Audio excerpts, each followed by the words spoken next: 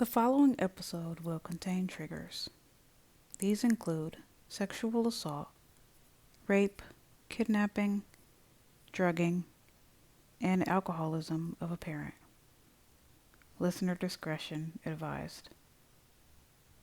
Hi guys, welcome back to Kaylani and Jade's Corner. I am so happy to be back. I know it's been a year since I've put out an episode, so I'm back. I'm here. I have good news, a couple of good things to tell you guys. So, for starters, I have released a new book. It released on Valentine's Day, and that's the title of this episode and what we're going to talk about today. It's titled A Destined Christmas Miracle, and it is part of the All Access series. So this is the first book in the series. And the other good news is that I have written the second book in the series, and it is with the editor now. So I am super excited for you guys to read both of these books. My final good news is I am participating in my first Pride event.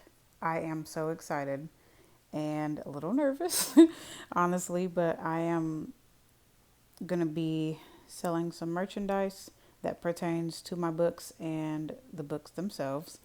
I am very honored that the LGBTQ plus allied Lake County has given me such a great opportunity to promote myself as an author and as someone who supports the LGBTQ community wholeheartedly. I'm just grateful. So with that being said, y'all know how we do things as far as the podcast goes. First, we read the synopsis of the book. Then we read a passage from the book. And finally, I present you with some facts regarding the book, which I must preface that A Destined Christmas Miracle deals with some heavy subject matter. And in the blurb, you will hear that. But if sexual assault is something that is triggering for you, I would suggest not listening to this episode. With that being said, let's get on with the synopsis. Welcome to All Access, a new BDSM club that promotes inclusivity. When you step through these doors, you are bound to find equality, acceptance, and even love. Colin. For the past year, all I've known is heartbreak, and going to All Access was supposed to be a distraction from the pain. However, when I see my former play partner happy and in love, I flee the club, vowing never to return.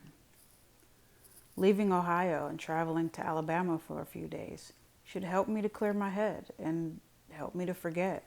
But no amount of beautiful scenery, hot men, and southern accents could prepare me for what awaited me at the hardcore BDSM club, Flame of Fury. When I wake to find myself in my hotel room, I'm reeking of vomit and in extreme pain. Nothing makes sense except for the vaguely familiar man who promises to never leave my side, even after I tell him what I remember. As I try to put my life back together, Stephen's loyalty, belief, and kindness never wavers, but can I trust him after all that I've endured? Stephen. I've never allowed my blindness to hinder me, and that includes my sex life. As a dominant, my primary goal is to fulfill the needs of my play partners. When a heartbroken submissive asks for a scene, my instincts are on alert as I agree, but after 10 spankings, Colin flees and I'm left wondering about the boy with an ache in my heart. A year later, All Access opens, and I'm excited by the prospect of a club that caters to the disabled. More than that, I'm hoping to see Colin again. However, my joy is short-lived because Colin is in trouble. When I see him respond to an ad that screams danger, I refuse to wait around. With a friend in tow, I set out to rescue him, but we find him too late. He's bruised, battered, and alone. His injuries and trauma are too much for him to bear, so I agree to help him through it. But as altruism turns into guiding, nurturing, and training, I can't help but wonder about the future. But can I be what Colin needs after all that he's endured? This book contains mentions of alcoholism of a parent, sexual assault, drugging, and kidnapping. There are also graphic descriptions of rape. This book is intended for readers ages 18 plus. Work should have been the last thing on my mind after such an emotionally grueling and intense therapy session. But I needed a distraction from my thoughts. I had to work until 5 o'clock p.m. today, and by that time, the school would practically be empty. I knew that a panic attack would ensue, but I needed to stay on top of my work. Since I had called in sick a few times, the teachers were giving me looks, and the last thing I wanted to do was slip up. Only 6 more hours to go. By the time 4 o'clock p.m. had arrived, I was exhausted and in desperate need of a shower. A food fight had broken out in the cafeteria, and a girl had puked in the second floor bathroom. There was also the general cleaning, and all of that mixed with the lack of sleep had me ready to throw in the towel. The only thing that I was looking forward to this week was payday. I didn't know how I was going to spend my earnings, but I knew that I needed to replenish my savings after my trip last month. I completed my rounds, picking up trash, restocking the bathrooms with the necessities, and tidying up. A teacher waved at me as she passed, and I smiled. It was almost time for the workday to end. Suddenly, my phone vibrated, and I fished it out of my pocket. I answered the call without looking at the caller ID. Hello? Sweet Jesus, boy, where have you been? I've been worried sick about you. I saw the calls from a hospital in, Birmingham, Alabama. Why were you there? Are you okay? I've been trying to get in touch, but the reception down here is spotty.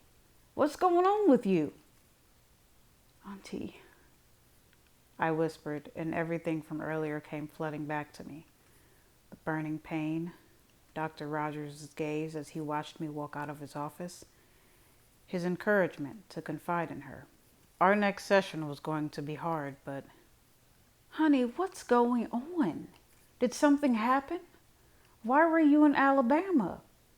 I want to tell you, but I'm at work right now. I think we need to have this conversation in person. I leaned my head against the mirror in the bathroom, the cool glass calming me. Colin, what happened?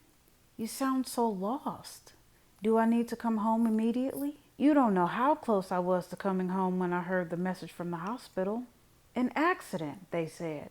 Honey, don't rush home, I said, inhaling to keep the tears from falling. My auntie was overprotective of me, which would make my homework assignment that much harder. I'm taking life day by day. That's all I can do, honestly. Oh my God, boy. Are you alone right now? I'm so sorry that I wasn't there. You should have had someone with you. Please tell me. Auntie, I promise I wasn't alone. And I haven't been alone. Not really. I couldn't tell her about Stephen. Not yet. Not when I didn't know how things were going to turn out. Oh, thank the Lord. I heard her sigh of relief, and my lips turned up into a small smile. I'll be home as soon as I can. In the meantime, you text me once a day so I know that you're okay. You got that? Yes, I understand. Now, I've really got to get back to work. As soon as you're home, I'm coming over. She interrupted me. I wouldn't have it any other way. I missed my auntie. Please, Colin, stay safe. I love you, Pumpkin. I love you too. I hung up and placed my phone back in my pocket. Thoughts filled my head and I sighed as I leaned against the sink. I just needed a quiet place to go, somewhere that I could feel at peace. My auntie would be home soon, and once she found out, helicopter mom mode would be in full swing. However, I was grown now and could take care of myself. I did need support, but there was one person who could calm me down and bring me strength just by his touch. I can't. He's probably working late tonight. I gathered my supplies and after retrieving my phone from my pocket, turned on the flashlight. I left the bathroom and pointed the light toward my feet as I walked. Right foot, left foot. Was that a door closing? I could hear my breathing in my ears as I traveled down the long hallway toward the stairs. I just needed to make it outside. It was too quiet, and I kept my eyes on the floor as the light bounced off my feet. Focus on something, anything. In my head, I saw the roses, heard a familiar melody, and felt a cool breeze on my skin. Stephen was beside me, his head reclined against the bench, his arms resting at his sides, the perfect picture of tranquility. I sighed, feeling a sense of peace wash over me. Then I saw the door ahead, and I sprinted towards it, though it was a few inches away. I knew where I was going to unwind. I hope that you guys enjoyed that snippet. I thoroughly enjoyed voicing Colin's aunt. She reminds me of one of those ladies at the church who will hand someone a piece of candy or will shh the children if they're talking. She's amazing. I thoroughly enjoy her commitment to her nephew. And I feel like once you read the story, you're definitely going to love Aunt Deidre as much as I enjoyed writing her. So this is the part of the podcast where I give facts and definitions and relate it back to the book. The definition of sexual assault that I found is any sexual contact that is against a person's will or without consent. This includes situations where force, violence, or weapons are used, as well as situations where the victim is too intoxicated to give consent. And this was taken from counselingcenter.utk.edu.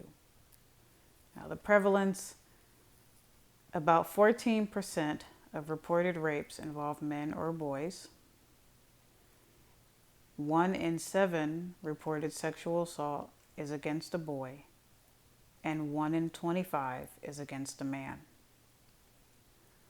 The majority of the perpetrators of sexual assault against men are white heterosexual men. And that was taken from endsexualviolence.org. Common reactions experienced by men and boys who are victims of sexual assault: anxiety, depression, PTSD, flashbacks, and eating disorders. Feeling like less of a man or that you no longer have control over your own body. Being unable to relax and having difficulty sleeping. Sense of blame or shame over not being able to stop the assault or abuse. Withdrawal from relationships or friendships and an increased sense of isolation. And worrying about disclosing for fear of judgment or disbelief. And that was taken from RAINN, RAINN.org. So I know this podcast and the subject matter is a little difficult to hear about. I hope the snippet was able to help you a little bit as far as bringing up the mood. But this is a very sensitive subject matter that needs to be discussed. And Colin dealt with something that no person should have to deal with. Sexual assault in any form is awful, and it should be handled appropriately. This book is about finding yourself after trauma and learning to trust yourself and others, and eventually finding love after all that you've endured. Now, Colin goes through some pretty tough things in this book, not just during the assault, but even a few months after the assault, he's still dealing with some of the symptoms described here. And it's sad. I know a few of my readers were definitely crying when they read the book, but this is real life stuff, and these are the type of books that I like to write. I like to include real life situations in my stories, and I also love to watch the progression as the characters overcome these situations and obstacles that are put in their way. So, I hope you guys have enjoyed this episode. I have thoroughly enjoyed being back on the mic talking to you guys. And more than likely, I will probably be back on here when Finally Free is released out into the world, which should be no later than July, I'd like to say. But things happen. But thank you guys so much for listening. It would mean a lot if you could rate this podcast on Spotify and Apple. And I will link the book in the description box. Have a nice night. And as usual, ta-ta.